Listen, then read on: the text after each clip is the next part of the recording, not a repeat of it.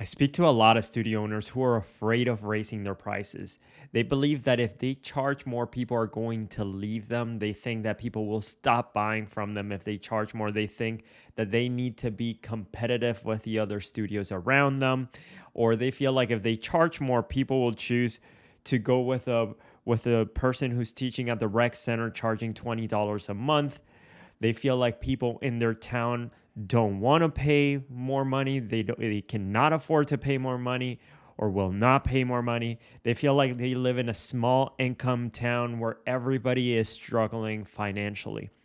And so in this video, what we're going to do is we're going to talk about how to raise your prices for your dance studio, regardless of whether you're in a town that you have a ton of competition around you charging cheaper prices, and regardless of your studio being in a smaller, non-affluent town. Okay, so my name is Hervin Alvarez. We own a company called Get More Students, where we help dance studio owners with saving time, reducing workload, increasing enrollment, and we do that through marketing and automation. If you're a studio owner looking to grow your studio, subscribe to the channel because that's the type of content that we put out. That's what we talk about over here. Okay, so let's dive right in. So in this video, I am going to show you here a couple of real life examples of studio owners who were able to raise their prices despite of them being in towns that are not affluent. And I'm going to share my screen here a second. So I'm going to show you, for example, this studio owner, Emma, who is in a tiny town of 3,000 people, who was able to increase her prices by $25 a month in the middle of the season. Here she is. She is in a town called New Hampton, Iowa, tiny town of 3,000 people. She was also able to raise her prices. She took her prices from $41 a class for a 45-minute class to a $65 for a 45-minute class in a town where her competitors are charging $20 a month. Okay, so she was able to do that. On top of that, we had our own studio years ago. When we had our studio, we raised our prices 3 times in 3 months to the point where we were like doubled the amount that our competitors were. So we were twice as expensive as our competitors. And I'll tell you that story in a bit. But before I dive in though, I'm going to share with you my story quickly. I don't want to bore you with all the details, but I want to give you some background about myself so that you can see that I did not come from some business savvy background or something like that. And so this isn't me like preaching from a high horse telling you what you should do. This is something that I had to experience for myself and learn how to raise my prices, and everything that I'm going to share with you comes from my personal experience and from seeing the studio owners that we're working with. Okay, so let's dive right in now. I took a lot of notes for this video, so I'm going to be reading a lot out of here. I just want to make sure that I am concise. Otherwise, I'm going to start talking and babbling around. So I want to make sure that I get everything to the point. Okay, so let me put myself back here. So I was a dance instructor for 5 years before my partner and I decided to open up a dance studio. I used to make as a dance studio $1,000 to $1,300 a month. On my best month, I was making like $1,500, and that was my life for 5 years. I used to live in a tiny apartment called an efficiency. Google that. It's like where you have your bed, your bathroom, your kitchen, like all like super close to each other like this. Um, so, and I used to live in a rough neighborhood in Miami. It was $700 to live there to pay for this tiny efficiency. I used to live as frugal as possible when grocery shopping. I used to go to so I'm vegan. I used to go to the canned bean aisle and I would ask myself, can I afford the 80-cent can of beans versus the 54-cent can of beans for the regular beans? For the organic versus the regular beans. I used to treat myself on the good days when I made more money. I'm like, let me buy myself here. Let me splurge on the $6 can jar of pasta or jar of pasta sauce instead of the $3 one. I never went out, I never ate out, and I used to live in essentially financial fear. Okay, so I didn't come from some like rich background or anything like that. I used to be, again, I used to live in financial fear. And my motivation as a dance instructor, and eventually like my goal was to eventually like open up my dance studio at some point. This was back when I was teaching. I wanted to have a career doing what I love, sharing my passion. At the same time, I obviously wanted to make money, live financially, like I wanted to live comfortably. I wanted to have the choice that um I didn't have to work. And again, this is, I'm just putting myself back in those times. I wanted to like do something that I loved. I wanted to dance. I wanted to be able to afford better things and do things like that, like everybody, right? So I had all these dreams. And so the problem is this, and I'm gonna share my screen here again so you can see it. Here was my problem. I hated sales. I thought sales was persuading people to buy something that they didn't need, or sales was manipulating someone into doing something that benefited you and not them. And so sales was essentially, in my mind, taking, like you were taking from somebody, right? I hated that. I hated the feeling of like shoving something down somebody's throat that they didn't need. I used to work at this dance studio, the studio that I worked at for 5 years, where I knew I could have been making more money had I worked for myself.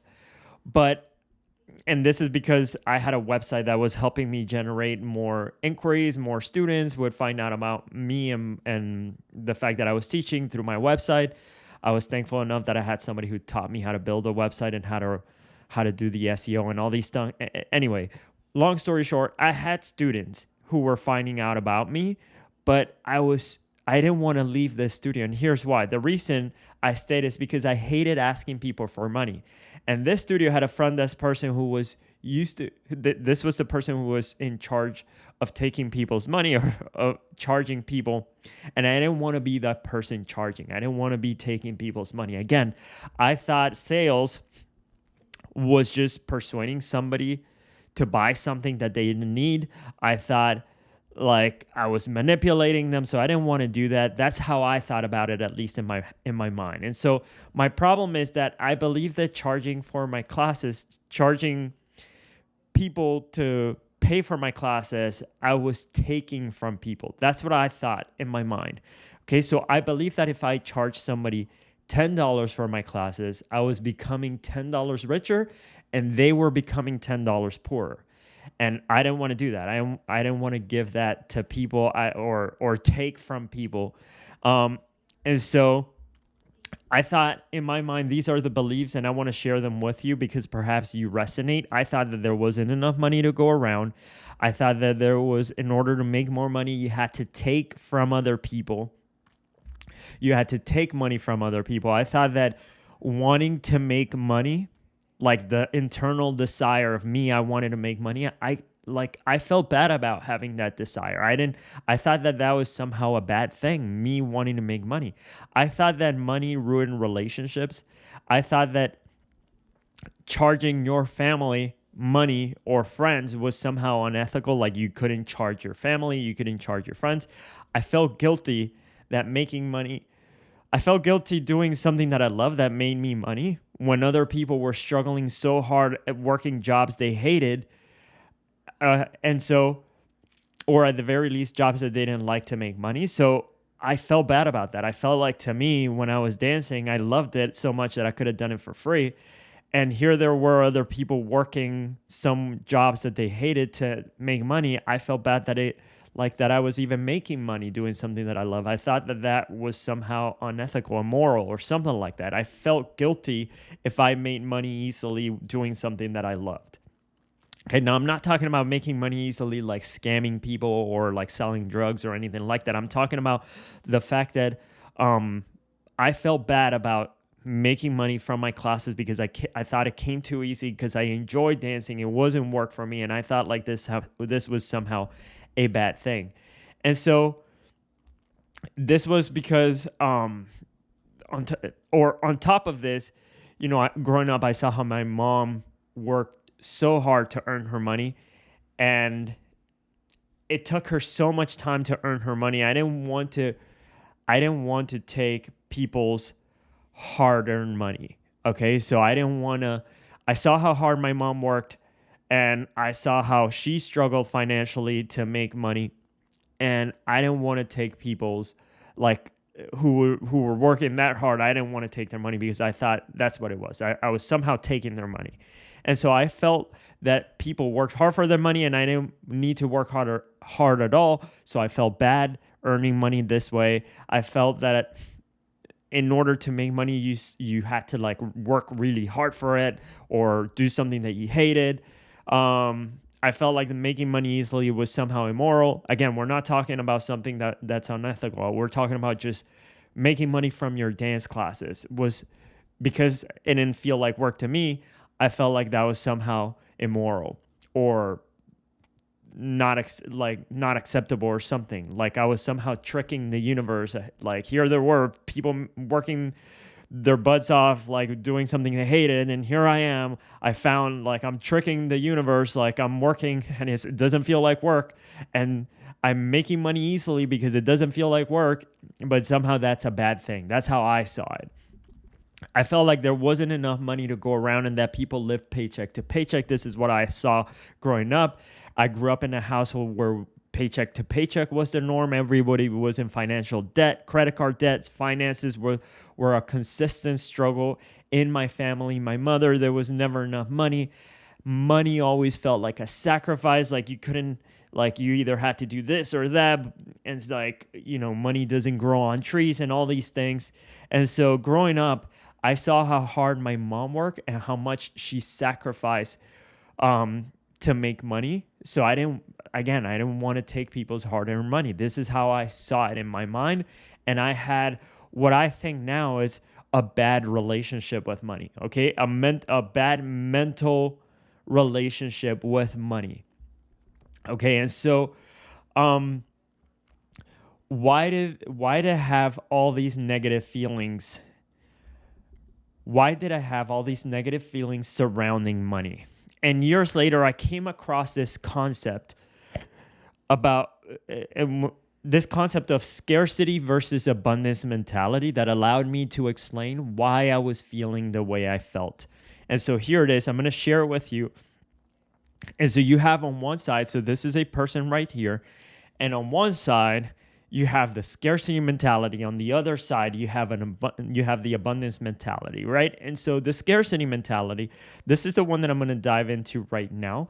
So scarcity mentality is the idea that life is like a zero-sum game. What does that mean? What is a zero-sum game? It means that in order for somebody to win, somebody has to lose, right? There cannot be any win-win situations. A zero-sum game means that in order for me to make more money, I have to take money from other people. I have to, so this idea, the belief that the pie, so if you think about, money as like a cake, right? There's only so much cake to go around, and that's it. Like, it's a limited amount of money. And so in order for you to get ahead, in order for you to be successful, you had to take from other people because there was only limited amount. You had to take from other people. So that's why I have here. So the people who wants to be successful, this is how I saw it in my mind. They need to take from other people because there's only a limited amount of pie. And so the people who got taken advantage of, who got taken their money, those were the victims. They had less pie. And then there was somehow some person who took more than everybody else. And so he's winning, they're losing. That's how I saw it. And that's how like the scarcity mentality is. It's essentially kind of like why I put your game of pulling rope. In order for this person to win, he has to make these people lose, right? In order for you to get ahead, there's only a limited amount of cake, a limited amount of financial means or money. In order for you to get ahead, you had to take from other people.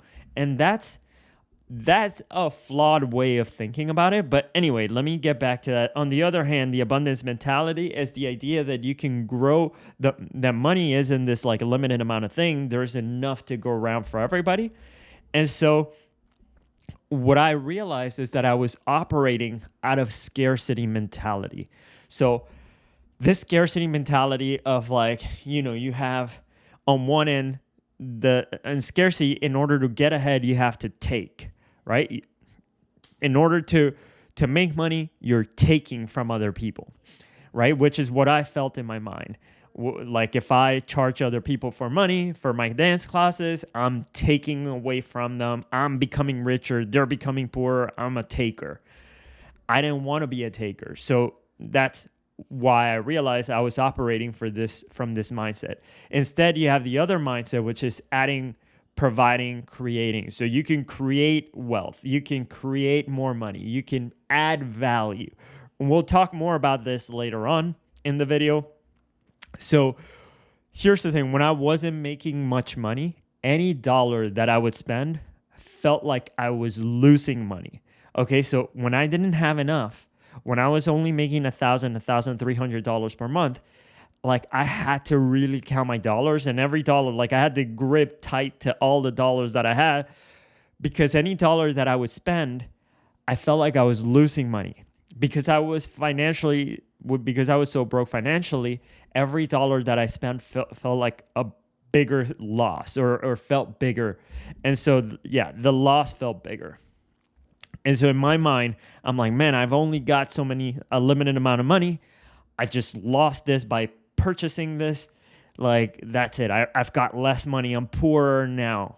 Okay. And then because I saw money as having a limited amount of money, I saw that about myself. I felt like losing money I felt like I was losing money when I bought anything. So I didn't want to give that feeling to somebody else I didn't want to give the feeling of they felt like they're losing money when buying my dance classes. I didn't want to give the feeling of like, oh, they don't have enough, so I'm taking their money, their limited amount of money. Now they're poorer. I didn't want to give that feeling of making somebody feel poor or making somebody poor. In my mind, I thought it was like a thing. Like if I charge somebody money for my service, for my dance classes, I thought I'm making them poorer. That's how I thought about it. And so I didn't want to take somebody's limited amount of money. I thought that was somehow like, immoral, unethical. Like somebody had a little amount of money, a limited amount of money. This is how I felt in my mind. And I was like, here they are, like they're wanting to join my dance classes. They're losing money. I'm making money. And I felt like that was like immoral or unethical. And so I was thinking that by charging people, I was taking money away from them. I thought that by charging people, I thought that if I charge more money, so if I even wanted to raise my prices, it meant that I needed to take more from people. Okay. And I want you to think about that for yourself. Do you ever think that charging people money is taking? Do you feel like if you charge more for your classes, it means that you're taking more from people?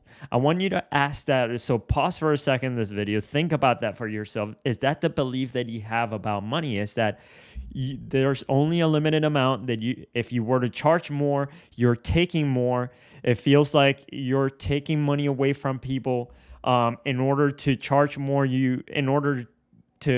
you charge for your classes, other people are becoming poorer, you're becoming richer. Is that how you feel about it? Okay, so think about that. If you feel like in order to win, you need to take, if you feel like you need to take in order to win, if you feel like you need to, like there's only a limited amount, and in order for you to become more successful, you need to take more from people, you're not going to feel good about that. Okay? That's why people struggle charging for their services, charging more money. So then what do you do, and how do you fix this? So how do you get rid of this idea that like somehow if you charge for your classes, you're taking away from people? Because that seems pretty sad, and you're never going to get ahead. You're always going to be struggling financially because you're not going to feel good about charging people if you feel like charging is taking. So how do you get over this? And you got to learn to look at the full picture. Okay, so this is something that I want you to even write down. Like, learn to look at the full picture. This was something that was super eye-opening for me. I'll put it up over here because I think I'm right here somewhere. Excuse me. And so you need, again, I'll say it one more time, learn to look at the full picture. Now, what do I mean by this? And so think about this. When you buy something, you're not just losing money, right? Like when I used to buy something, I felt like I was losing money by buying something because I had so little money. I felt that I had so little money, and so every purchase felt like I was losing. But that's not the only thing that happens, right? When you buy something, you're not just losing money. You also are gaining something in return, right? So whenever you buy something or whenever somebody buys from you, they're not just losing money. They're also gaining something. They're gaining value, right? So when I buy food, I'm gaining the food. I'm losing my money, right? And quote unquote losing the money. I'm like trading money for value, the food that I want to eat. Okay? So like here's you right here. This is a diagram for you right here. So here's you, here's the store. Yeah, like you're losing the money, the store is gaining the money. But you're in return gaining the value. The store is losing the value, right? What do I mean by that? Like, for example, somebody pays for a jacket. They go to the store, they lose the money, but they gain the jacket. The store loses the jacket, right? They lose their resources. Or if you go to the dentist, you pay the dentist, you lose the money that you pay the dentist. The dentist makes the money, but then you in return get your teeth fixed. The dentist, they lose their time that they put into helping you, servicing you. Okay? This is obvious. But when I felt so financially broke, I never saw it this way. I never saw myself as gaining the value. I only saw half of the picture. This is what I saw right here. So this is the only thing I saw, me losing my limited amount of money. So I didn't see the part where I was gaining the value. I only saw this right here, losing money. And so I never appreciated the value I was gaining. And so because I saw spending money as a loss, because I saw like anytime I would purchase something, I was losing money, I saw charging people for my dance classes as taking. I saw charging money. It means that you're taking their money. I didn't see it as I'm providing value to this person, right? I didn't see this second side of the equation. I only saw the part where I took the money and I gained something. I didn't see the part where they were gaining something too. I was only seeing half of the truth. Okay, so this is, again, something super powerful for you to think about, which is when people buy from you, they're not just losing money. They're also gaining the value. They're gaining. So if you own a dance studio, for us, when somebody paid us, means that now I lost my time because I was going to go teach them. I had to now focus my time that I would otherwise spend on doing something else. I focused that time on them. I gave them my experience, my expertise as a dance instructor. I smiled at them. I made them feel good. I complimented them. I taught them something. Like, all of these things are valuable for them. I didn't see that I was doing that for people. I only saw the part where I was taking the money. Okay, so if you believe that charging money for your classes means that you're taking, you're only seeing half of the picture. So again, if this is you right here and you're thinking, if I charge more money for my classes, or if I charge any money for my classes, it means that I am taking from people, and I don't want to take so much from people, and you feel like you're gaining, they're losing, you're only seeing half of the picture. You're missing the other side, which is the part where they're gaining the value. Okay, so you need to see the full picture. You need to see the fact that if people pay you for dance classes, if a parent pays you for your dance class for dance classes for their kids, yes, they're paying you, you're making money, they're losing the money, but they're also gaining, their kid is gaining like all the value. They get to see their kids dance. Their kid gets to learn to dance. They learn to socialize. They learn to make friends. They learn discipline, all these things, right? So they're gaining value. Okay, so have you ever asked yourself, why do people pay for your dance classes? Think about that for a second. Like, why do people find value in your classes? Okay, so again, pause this for a second. Just think about that. Why do people pay you? I used to think that people pay me just because I was a good dancer or something. Or I used to think that people pay me just to learn how to dance because that's it. Like, all I'm doing is I'm teaching people how to dance, and that's the only value I'm providing. So and I also used to think that the way to get more students was to charge a lower price. Okay, I thought people weren't gonna pay more than a certain amount of money for the classes, or at that time it was like $15. People were not willing to pay more than $50, and so the way to get more students is just to lower the price, which is false. That's not true at all. And we'll talk about why that is. But let me explain. A cheap price is not the reason why people join your studio. Okay? I'll say that again. A cheap price is not the reason for why people sign up for your studio. Dance instruction alone is not the reason why people sign up for your studio. I'll say that again. The dance steps that you're teaching your kids, or that you're teaching the adults that you're teaching, those dance steps are not the full reason why people sign up your studio, okay? And if this were the case, if people were just buying dance steps, they would just stay home and watch some YouTube videos that taught them the same dance steps. So they're obviously getting more value than just the dancing itself, than just the dance steps. Here's a clue. People are paying you because they're getting more. So this is what I just said. People are paying you because they're receiving more than just dance steps, okay? And so what is the value that you and your studio provide to your student? And parents, if you own a dance studio for kids. So what is that? Why are people paying you for your dance classes? And so you got to remember, again, this is something for you to write down right here.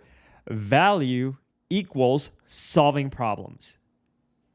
Value so I keep saying people receive value, right? What is that value? So what is the value that people are receiving when they join your studio? And so value equals solving problems. Think of your studio for a second. What problems do you solve for your students, or for your kids, or for the parents, right? So if you own a dance studio for kids are most likely playing video games at home, right? So this is a problem that parents have. So when they go to your dance studio, they're not playing video games. This is a problem that you're solving for parents. Kids need to learn skills. You're solving that problem.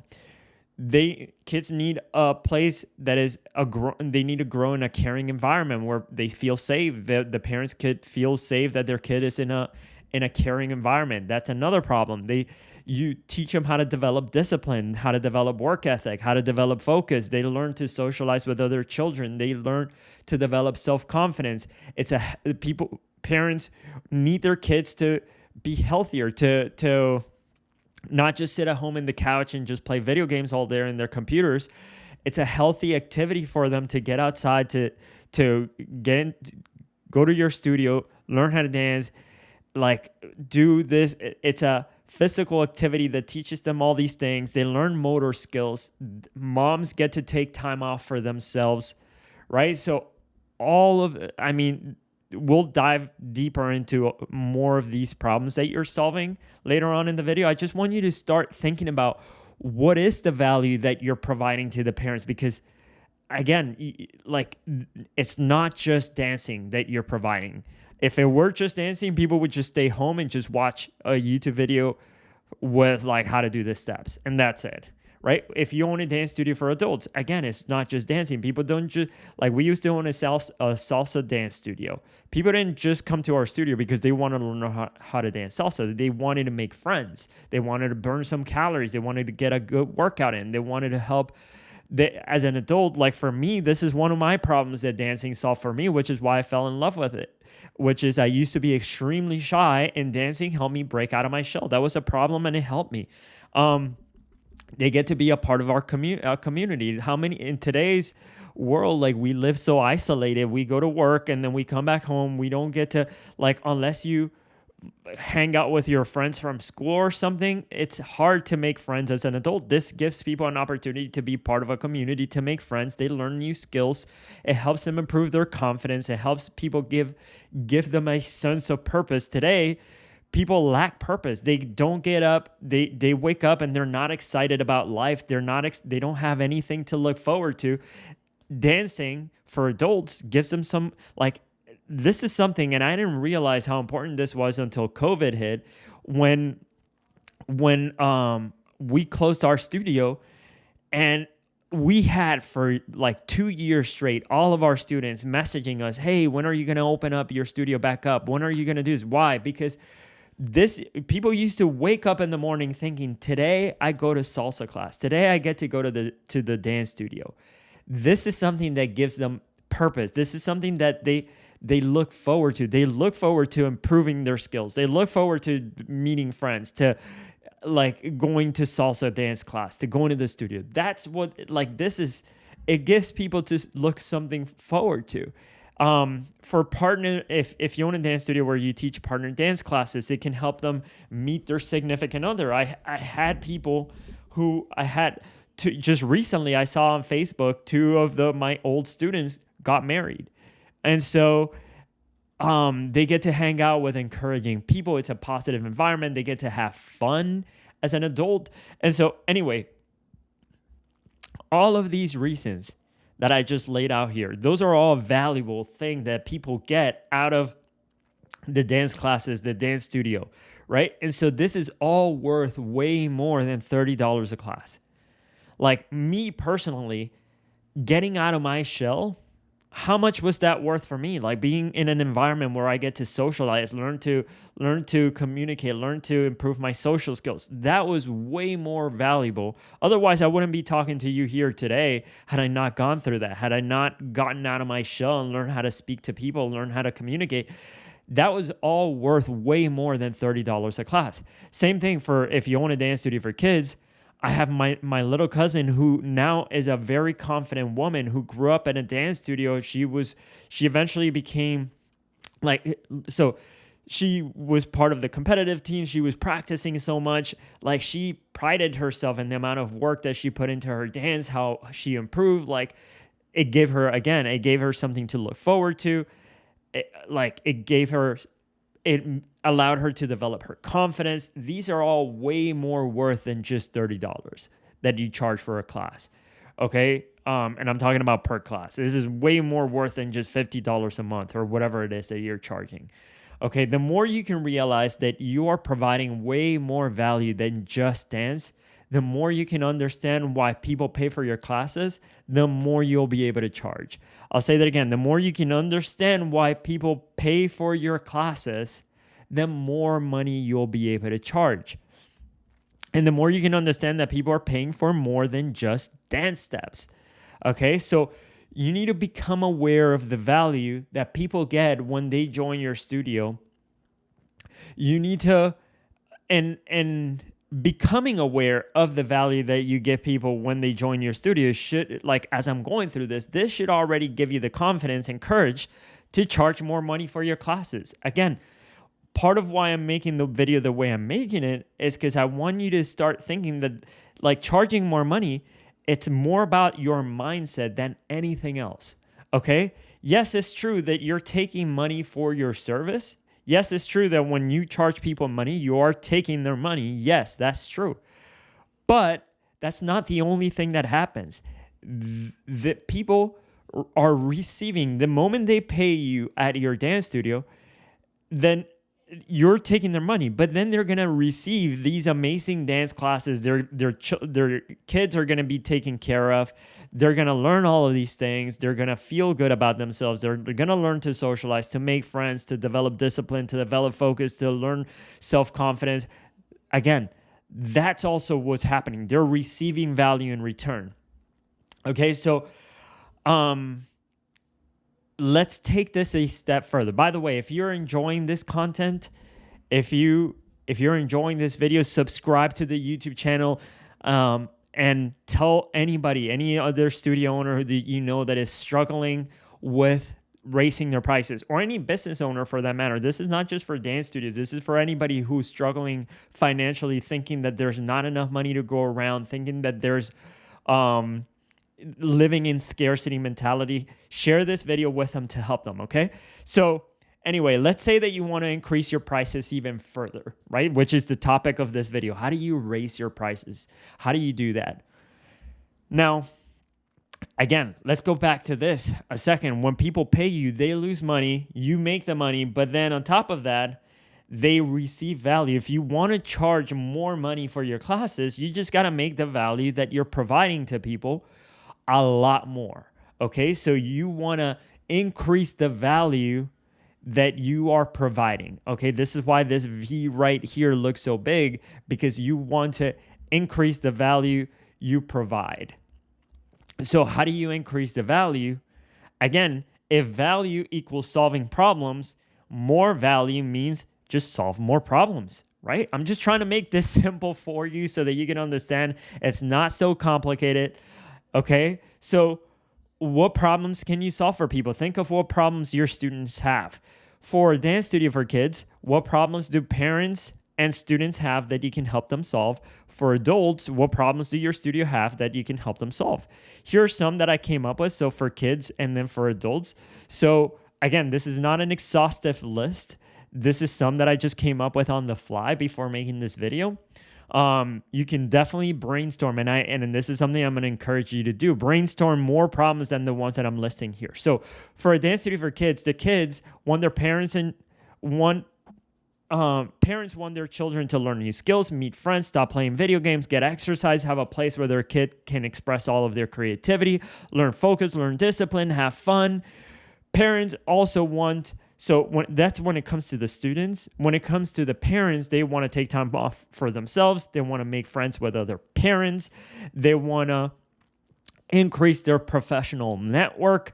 They want to make more money. They want to get discounts to places they visit frequently. They want to create lasting memories for their children. They want to capture their kids' memories. They want to save money on clothing for their kids.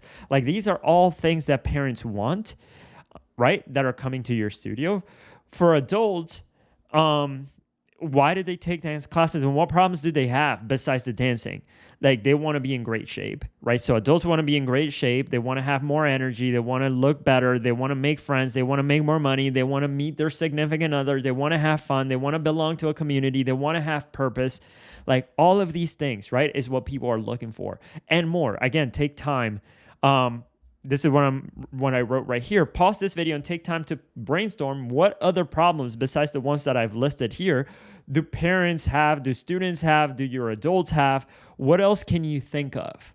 Okay?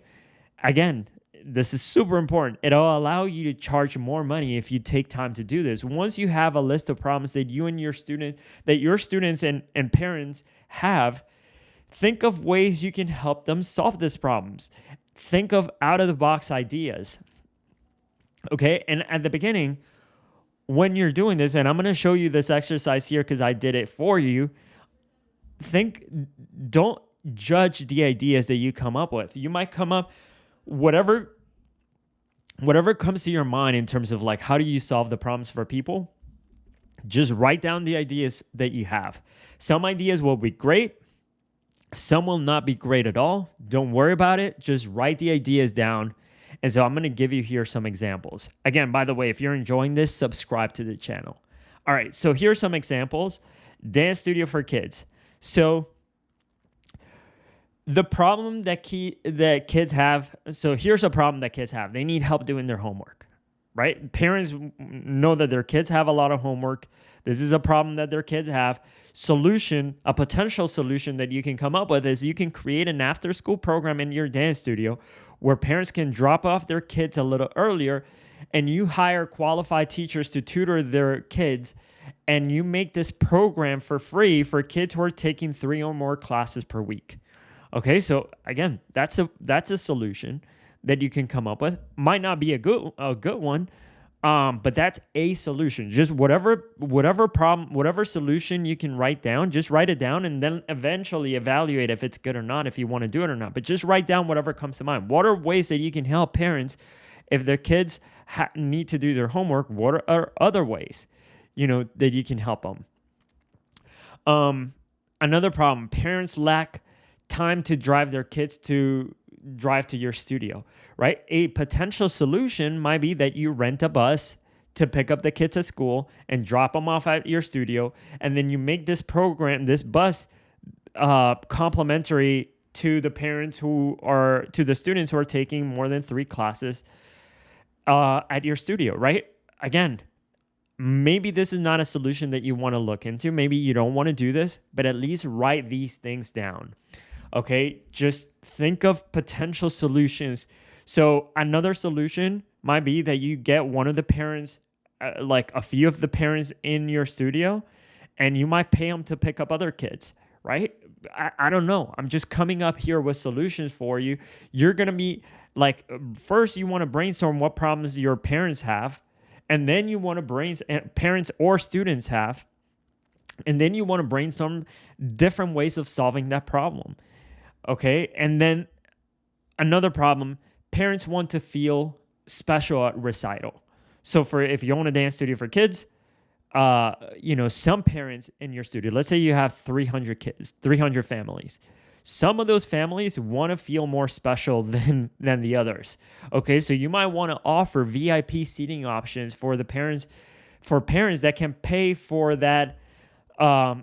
That want to pay for the VIP seating experience, meaning that you can charge 3 to 10 times more expensive ticket prices for these than your regular seating.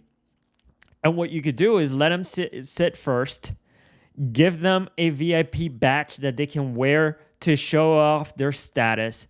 So anybody who wants to pay more money also probably wants people to know that they pay more money. So give them this badge. Like, this doesn't have to be something like that you do that is super expensive. It might just be a badge that's like $10, and then you might like have somebody help you get them to sit earlier. That's all it might take, and you just by doing that, you can charge 3 to 10 times more expensive ticket prices. I've seen studio owners implement this and made a ton more money from their recitals just by doing something like this. Okay. Now, if you own an adult dance studio, a problem that students have is that students want to lose weight. So, or some students might want to lose weight. And so what you want to do is maybe you can make a special class with only the faster songs so that people can burn more calories, right? So that could be a solution. Like, you could say, hey, we have a special workshop and you charge more for this workshop. And all you do is just play this workshop is to burn more calories. We're playing the fastest songs so that we can sweat more, right? And people might want to pay more for that. Or another solution is that you partner up with a gym. And then, so you go to a local gym near your studio and you partner up with them. And then you say that if people register with your studio, at your studio, they get a discount at the gym that you're partners with. And then from there, if your students sign up at their gym, they pay you a referral commission. Okay, I'll say that one more time. So maybe you partner up with a gym, and to any students that sign up with you, you could say, hey, by the way, if you sign up with us, we're also giving discounts at this local gyms that we've partnered up with. They're going to give you a break in their membership because you're our student. And so that is additional value that you're providing for people. Okay, that's how you have to see it. And maybe you could even get that gym to pay you if you send them somebody their way, right? And so then you end up making even more money. So these are just creative things. Here's another thing: adults want to make friends. Once you, so here's a potential solution: once a month, you take your students to the park or to the beach or a barbecue or something, and you do a gathering, some sort of gathering for them. Because if you could say to the students, if you own a salsa dance school, or if you own a fitness school, and you say, hey, by the way, we also have a community, every first Saturday of the month we meet at the beach or we meet at the park and we do a barbecue or something like that, we play music, that might be way more valuable than just a regular dance school that just teaches some dance moves and then they leave and then they don't get to be a part of a community. You see what I'm saying? So you got to think in this way. And then maybe you even take pictures of the outings and you post them on social media so that other students who miss the parties, who miss the gatherings, they see the images and videos and they will want to go next time, building your community stronger. And if somebody makes friends at your studio, they're more likely to stay with you for a longer time, for a longer period of time, than if they don't. Okay. Now, here's something really quickly. If you're thinking, Hervin, this idea is, oh my God, I don't like, this is so much work. Like, these ideas are so much work. Like, I don't want to figure out how to get find a bus that would pick up the kids or something like that. Here's the thing: you haven't thought about it enough. Okay, I guarantee you that if you put your mind to it, if you take the time to write down everything that comes to mind, if you take down time to write down all of the problems that your students could be having, if you take time to write down all of the potential solutions, so you can think of one problem and you can think of what are 5 different ways of solving this problem. Maybe 3 of them, maybe 4 of them are really hard to do, but maybe one is a super easy thing to do that doesn't take up any more of your time, but people find valuable. That's something great, So just take the time to do this. The more time that you put into this exercise, if you take the time to write down everything that comes to mind, all of the problems, all of the solutions, different solutions for each problem, you'll get a few ideas that will help you make more money. And not only will it help you make more money, it will not take much of your time, or you will also enjoy doing it. You will enjoy doing it. Okay, so this is just a matter of, maybe the ideas that I share with you are too much for you. You just need to think further. Just put your mind to it. Okay. When I used to work at a dance, here's an example, a real life example. When I used to work as a dance instructor at this dance studio, we were 2 studios right next to each other, literally within the same parking lot. And each of us had about 100 students each. Okay. Years later, I always thought, like, okay, 100 students, we have 100, they have 100. That's pretty much it. Like, neither of us are gonna get any more than this. These are all the students around. And years later, another studio opened up within a mile of us, like literally a 3-4 minute car drive. And they went from 0 to 200 students in a very short period of time. And they were almost charging double the pricing that we were all charging, like the 2 studios were charging. Okay, so let's just take Studio A and Studio B. We each had 100 students, and we were charging both like $15 a class. This Studio C opened up, and they were charging like $25 a class at a minimum of like, you had to buy like a minimum of however many months or something like that. And they were charging like 25. And this was like 10 years ago or 7 years ago, something like that. But in any case, they were charging a lot more and they were getting more students. How did they do that? And number one is that they were better at marketing than we were, okay? And if you want to learn how to improve your marketing at your studio, then subscribe to this channel, because I talk a lot about that. I talk a lot about how to market your studio better, so subscribe. Number 2 is that they provided more value. They knew that adults want to make friends They want to belong to a group. They want to party.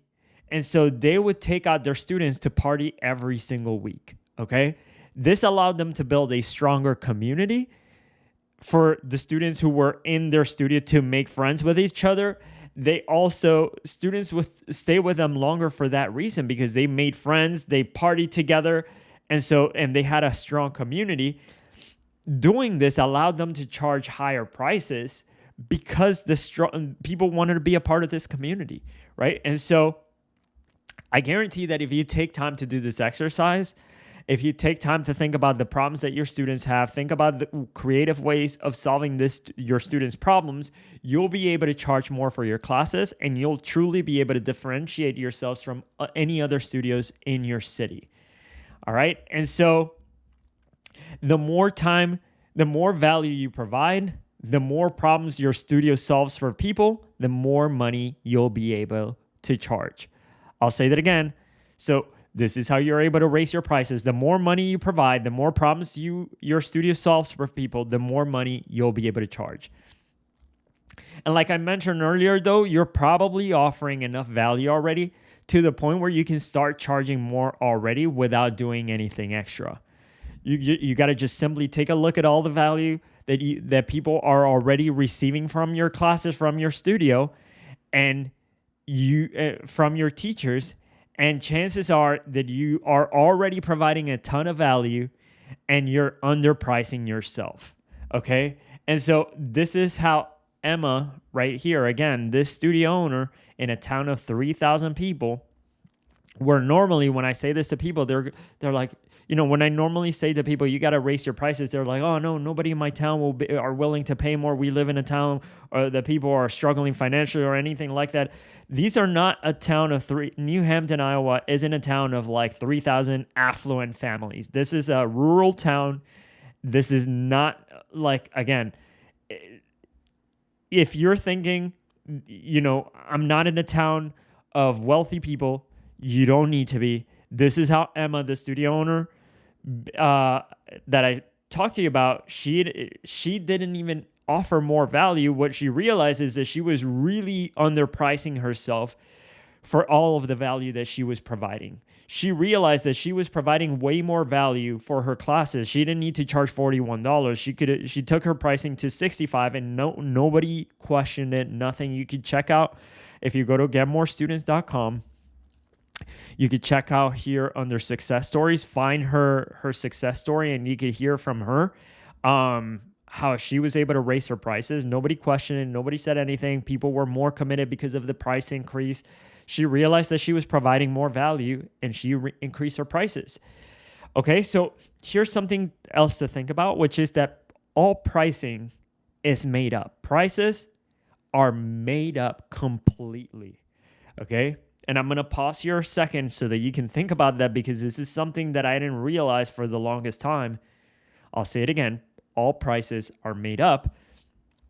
And here's what I mean. Nobody says that you have to charge $50 for a dance class, for one dance class, or $100, or that dance classes you can never charge more than just $100 for the month for one class a week for 45 minutes.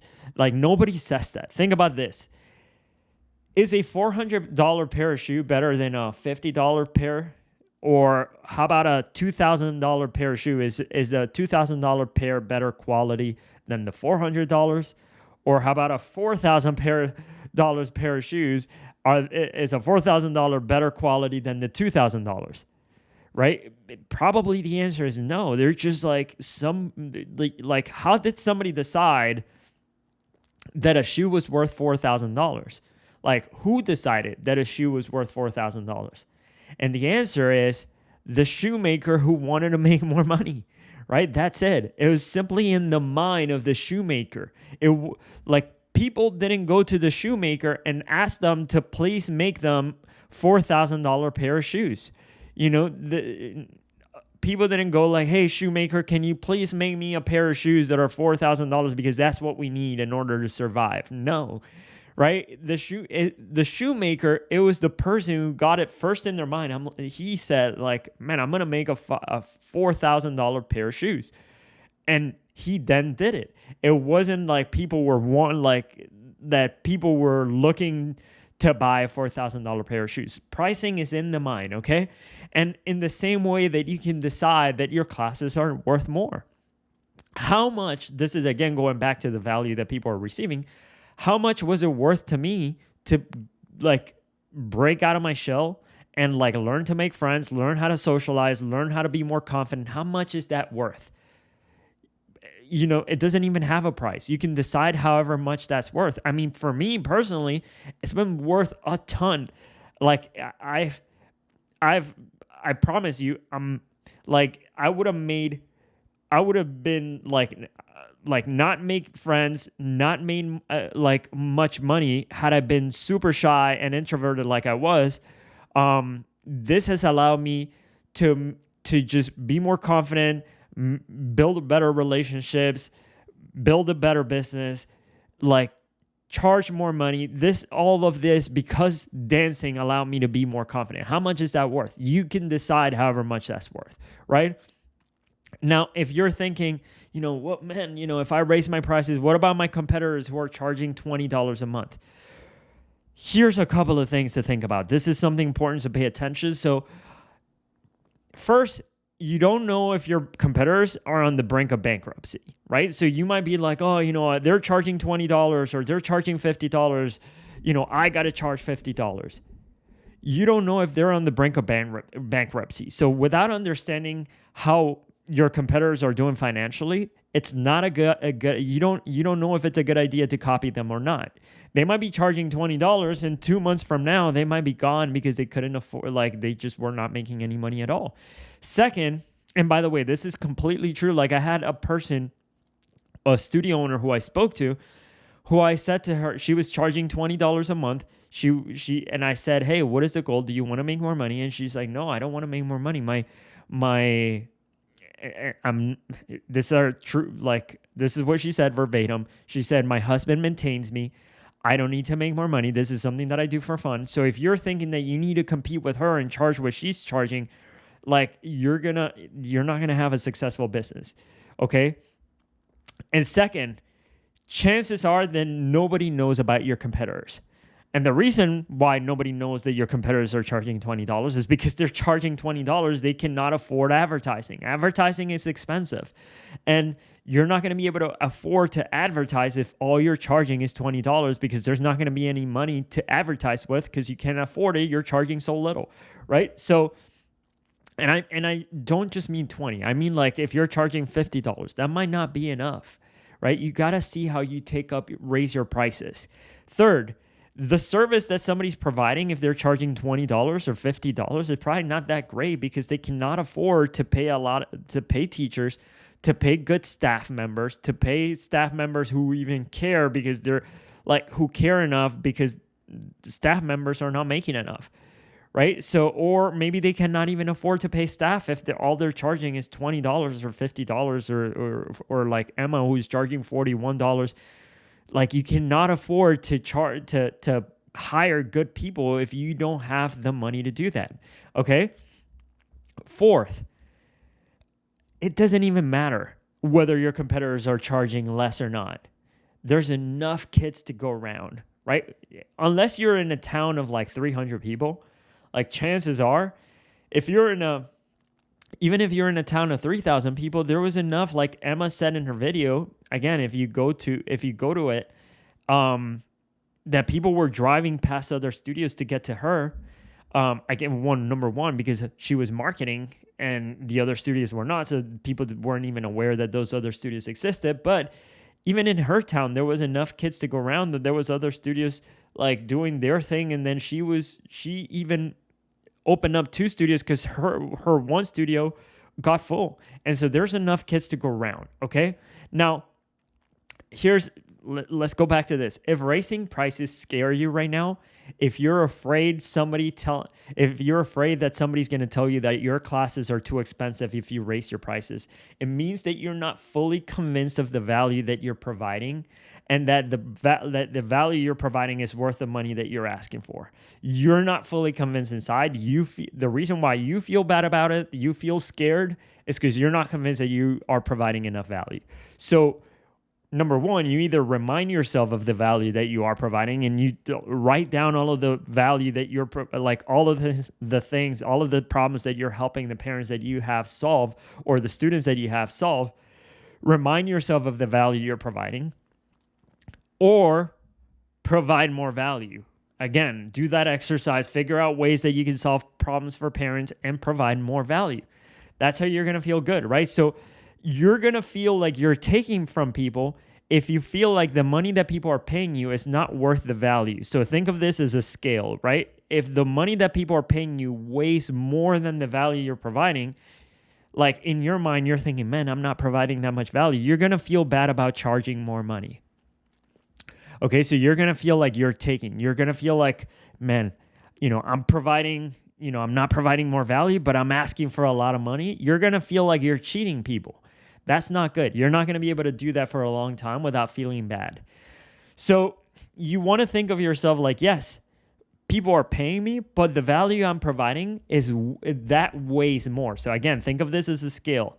The V here weighs more than the money people are paying you. The value weighs more than the money people are paying you. You're going to feel good about that. All right. And if you want to charge more money, if you want to feel good about you want to feel like, what I'm giving, what I'm charging, even if you're charging more expensive than your competitors, if you're providing way more value than your competitors, it doesn't matter what you're charging. If you feel that what you're providing in terms of value is way more valuable than what you're asking for, you're going to feel great about that. Okay? So providing more value will give you the confidence to charge more. If I were, some studio owners think like I can never charge more than $50 for the month for dance classes. Yeah, but if I say to you, and I'm not saying that you should do this, but if I said to you, hey, I'm charging you $100 a month for one class a week for a 45-minute class, but I'll pick up your kids, I'll tutor them, you get to drop them off, you can leave them at the studio for as long as you want, we'll take care of them at no extra charge, we'll help them with their homework, we'll provide them with food. Like how much, like now the $100 seems like nothing, right? Now you're like, man, you're giving a lot. That's how you feel better about the price that you're charging. Just provide more value. Okay. So again, the providing more value will give you the confidence to charge more. Again, I hope this is making sense. If you're enjoying the type of this content, subscribe to the YouTube channel, share this video with anybody who you think needs to learn about providing more value, about charging more money. Okay. So because you're providing more value, so much value, you're making your lives of your student, you're making your students' lives better because of the amount of value you're providing. It will give you the internal confidence to charge more money. I guarantee you, there's always going to be people willing to pay more money to receive more value. Okay? I'll say that one more time. There's always going to be people who are going to want to pay more money to you if you can solve more problems for them, right? Think about a phone. When back in the day, phones were not $1,000, but all of a sudden they put the cameras, they put your reminders, they put Facebook, they put like all of the things in the phone. Now you cannot live without your phone. Now you gladly pay $1,000 for a phone. That's how they were able to increase the value they were providing. And if you're still scared about raising your prices, or you don't have the courage to raise your prices right now, I'm going to give you 2 tactical things that you can implement right away, which is if you want to raise your prices, here's 3 ways to make it easier for yourself to raise your prices. So number 1, you might want to give people a 6 months heads up. Like you might want to write them an email and say like, hey, just want to make sure, you just want to announce this 6 months ahead. I want to we're going to be raising your prices. I want to give you a 6-month heads up that we're going to increase the prices by $20 or something like that. If this just makes it easier. You want to give people, maybe if you don't feel good about 6 months, maybe you want to give people a yearly heads up. Okay. So maybe you say to people like, hey, in a year, we're going to be raising our prices. That you shouldn't feel bad about doing that. You're giving people way ahead notice, a year, right? It's not like you're charging more money right now. It's not like you're increasing the prices right this second. You're going to be increasing them in a year. So you get people a long way before you do that. Or if you feel totally bad about raising your prices, then just grandfather the students that you currently have and the pricing. Like just tell your current students like, hey, we are increasing our pricing, but you are grandfathered in. As long as you stay with us, you get to keep your current rate, your current tuition rate. If you ever leave, then you go back to the regular pricing. But as long as you stay with us right now, you get to pay your current tuition rate. All right. So these are 3 ways that you can do. This is something that we did at our studio. Back when we had our studio, we actually talked to our current students and we said, hey, everybody, we are going to be raising our prices. You are all grandfathered in. You're not going to be paying any more, but we are going to be raising the prices for other people. If you decide that you want to stay with us, you get to keep the same rate. If you ever leave, you get to pay the regular price. And we did that. Okay, so that's something that you can think about. That's just a simple tactic that you can use to raise your prices. All right, and here's something to expect. When you raise your prices, some people will leave. And that's just totally normal, depending on which one you did. So at some point, we grandfathered people in, but at some point we did not. So we raised our prices 3 times in 3 months. We were growing so quickly in our studio because of the marketing that we had done that we had a tiny 800 square foot studio that was completely slammed. And so we couldn't fit any more people. So we had to keep raising the prices to prevent people from joining, which was something that gave us the courage to do that. And when we did it, when we raised the prices at some point, some people left, and it's fine. Don't take this as a sign that you did the wrong thing. Don't think that because oh my God, people are leaving, that means that I should just take my prices back down. I did the wrong thing. Once we raised our prices, some people left, but we ended up making more money in the short term and in the long term. We ended up making a lot more money. And we also ended up with better students because of it, because people were more committed. The people who were always complaining about the prices left. And so in any case, that is something that happened. And so once we raised our prices, people left. The other thing that happened is that once we raised our prices, we had people telling us that our pricing was too high, that our prices were too much. Literally every 5th person who would walk in at the studio will look at the prices that we had and would be like, oh my God, every 5th person, oh wow, they would almost have this shock, oh my God, this is so much, you guys are this is immoral. They felt strongly, really bad about it. And so even if you provide more value, you will still get people trying to haggle you down and ask you for a discount. This is regardless of the pricing. Even, just a quick side story. I don't know if I included it in here or not, but when I first started out, when I left the dance studio that I was working at and I started going out on my own, the very first thing is I had a Groupon thing that was charging 5 classes for $23. And I decided to cut Groupon out because they were keeping half of the money. So I decided to just, anybody who would come in, I would tell them 5 classes for $23, just like the Groupon thing, which by the way, horrible idea. Never do that. It's not good. But even at that low price, I still had people who were I cannot make it to all 5 classes. Can I just pay you for 3 classes at that price? And it used to completely baffle me. I'm man, even if I charge the lowest prices, I still have people trying to haggle me down. And so that is going to happen no matter what. So even if you do provide more value, you will still try to get people asking you for a discount. Okay, so people will try to give you all sorts of stories for why they can't pay your prices and why they should get a break. There was a person at our studio when we charge higher prices who told me that he couldn't afford to pay our prices. He like literally trying to convince me that I should let him pay less because of what he did for a living. He's like, hey man, when I tell you what I do, you're going to feel bad for me and you're going to want to lower your prices. I'm like, what do you do? He's like, I deliver groceries for my job. I said, I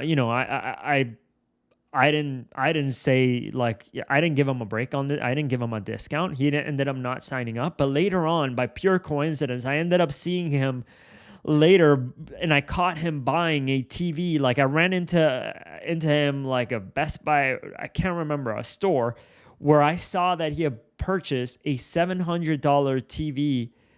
And, so the TV store, like they didn't feel bad about taking the $700. How come he didn't, like, you know what I mean? And so he didn't have money for dance, but he did have money for a big TV. How does that even make sense? And so anyway, the other thing too is that one time a single mom who came into the studio wanted to sign up, gave me this sad story about how she worked so many jobs, had this kid who she was putting to private school. She had she didn't have much money. She worked so many hours a day. And so she was trying to make me feel bad. And I did. I felt bad because I grew up with a single mom and I knew how tough it was for her. And so I actually ended up giving her a discount. And so, but later on, I actually saw her on Instagram buying drinks at a bar and like partying it up. And I'm like, man, that's crazy. Like, she had told me the story of like how she didn't have enough money. And then the money that she did, she was spending it on a bar. And so like, anyway, look, here's what I think about. So what should you do if people ask you for a discount? Should you give them a discount or not give them a discount? And the answer is, it depends. Okay? I'm not going to pretend like there's some like hard rule, like never give discounts. Because when we had our studio, we gave discounts sometimes. Ask yourself, am I wanting to give a discount and I feel good about it? Or am I giving a discount and I feel bad about it? Okay, so why do you want to give a discount? Do you feel good about giving the discount or do you feel bad about giving the discount? If giving the discount makes you feel good, you're probably coming from a place of abundance. Or if you are giving the discount because you feel bad, you feel guilty, you feel like you don't want to take from people, you're probably coming from a place of scarcity. Okay, so when I gave a break to the single mom, I felt bad. I notice how I even wrote it. I felt bad. Okay. I felt bad. I felt like I didn't want to take from her. I felt like I was going to make her poor. She only had a limited amount of money, like very little amount of money. She already didn't have enough. So I gave her the discount because I didn't want to take from her. That's how I thought about it in my head. Later on, when I saw her buying drinks, I felt bad that I had given her a discount. And I felt bad because I didn't like the reason why I felt bad when I saw that she was buying these drinks is because I had initially given her discount, not because I was coming from a place of abundance. It's because I was coming from a place of scarcity. Okay. So that's how you know you're coming from a place of scarcity. If you feel bad when you're giving the discount, if you feel guilty, like, I feel guilty, I feel bad, so I'm going to give them a discount, you're coming from a place of scarcity. And you have to realize that. And so, on the other hand, when I decided not to give the discount to the person who worked delivering groceries, I did it because I came from a place of abundance. I didn't give them the discount because I knew the value that we were providing at our studio was way more than what we were asking for. And I knew that the classes that we were charging were worth what we were charging and more. We were providing more value than what we were charging for, which is why I didn't feel bad saying no to that person. And on top of that, this is a totally separate from the discussion, but I also felt like it was unfair to the current students who were paying those prices for me to give this person a discount when I had a ton of more people who were actually paying the full price. But again, that's near here nor there now, neither here nor there. Now, I felt like the classes were worth more. And I felt I was coming from a place of abundance. I'm like, man, we're providing a lot more value. I don't need to give a discount to get a new student. I don't need to do that. There's going to be there's going to be more people who are going to want to pay what we are offering because they could see the value we're providing. Okay, so the best thing to do is always remember the value that you have to provide. Okay, and if that doesn't make you feel better, if you don't feel, if you're like, man, I don't know, I don't feel good about charging the prices that I'm charging, then increase the value you're providing. If you don't feel good, it's because you don't feel like the value you're providing is worth what you're asking for, right? And so increase the value you're providing, solve more problems. Again, and also if you feel like if you feel bad about charging people, if you feel like you're taking, learn to see the bigger picture, learn to see the full picture. You're not just taking money. People are receiving value. Okay, so you got to understand that that's happening. People are receiving value. Something to be careful with is that life is a mirror. If you act like a taker, and by the way, I know these are all like sentences, like nothing that I'm saying is verified by science. Nothing that I'm saying. These are all my beliefs, my personal opinion. Take them or not take them. If this helps, then great. If it doesn't help, disregard it. I am not claiming to be some sort of guru on this stuff. I'm just sharing with you what I believe that has helped me. Okay? So for me, I believe that life is like a mirror. If you act like a taker, you will not be able to charge higher prices because you will feel like you're taking from people.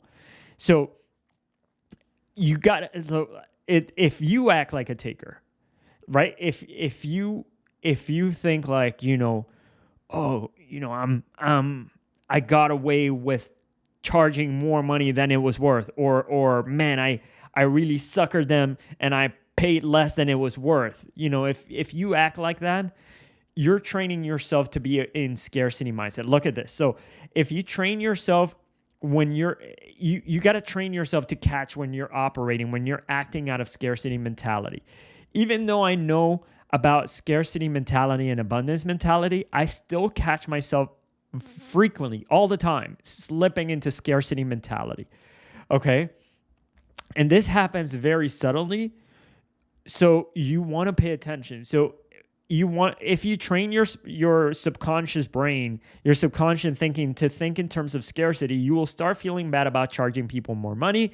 You'll feel bad. You feel like you're taking. You will start to feel like there's only a limited amount of money and that there's only a fixed pie and that in order to get ahead, you got to take from people. This is what you're training your brain if you start thinking subconsciously in terms of scarcity. So I'm going to give you a few examples that you need to watch out for, or at least that I've watched.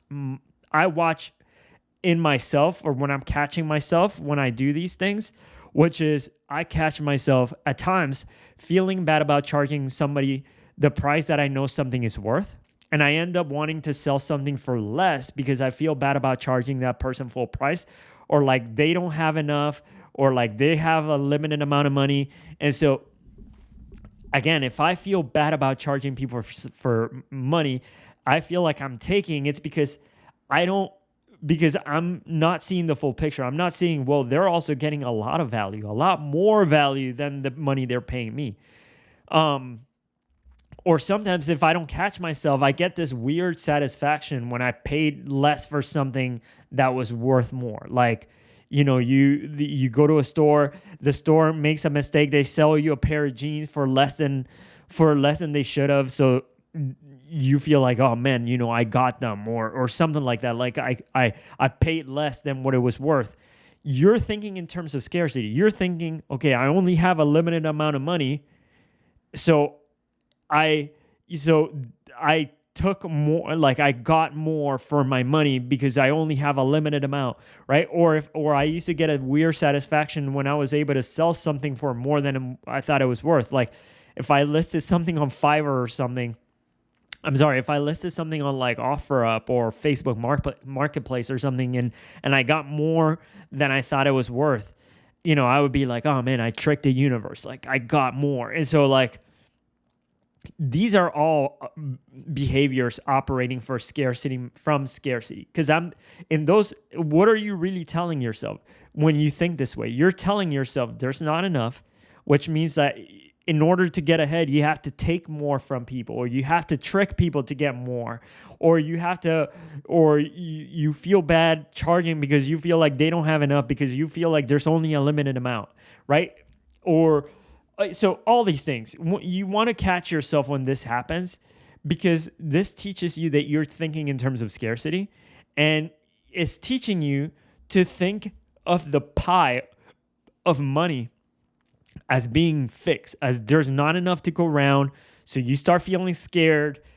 And so now think about this. Why do I say that? If you see the pie as being fixed, right? Then the way to get more is by taking more. That's what it's making you feel. That's what you're training yourself. So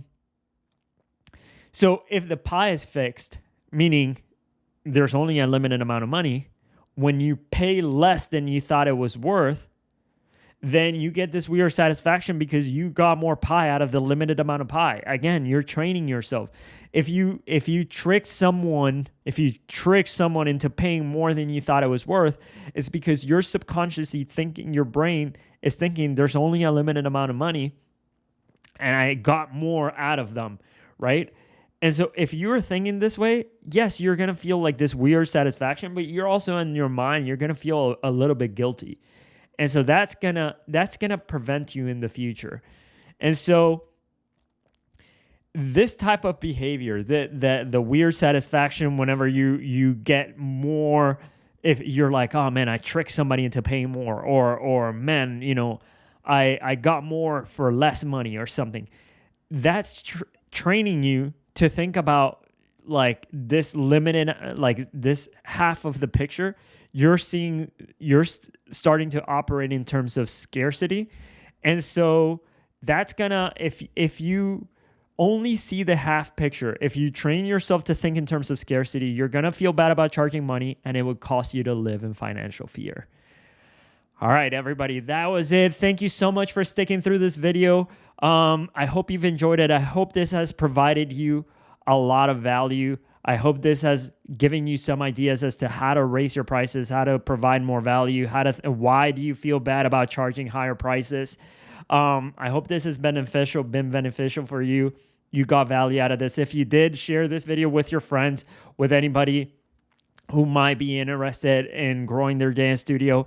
If you're a dance studio owner looking to grow your studio, subscribe to this channel and check out other videos that we have. Like we have video here, tutorials on how to set up Facebook and Instagram advertising campaigns to market your studio. We have here videos, tips that I did in our studio that helped us make more money, dance studio automations, just a lot of videos here that can help you grow your studio.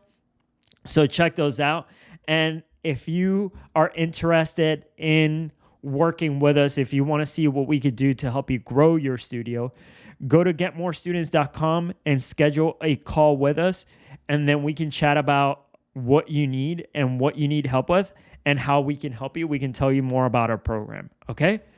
Again, one more time, everybody, thank you so much for watching, and I will see you in the next video. Bye.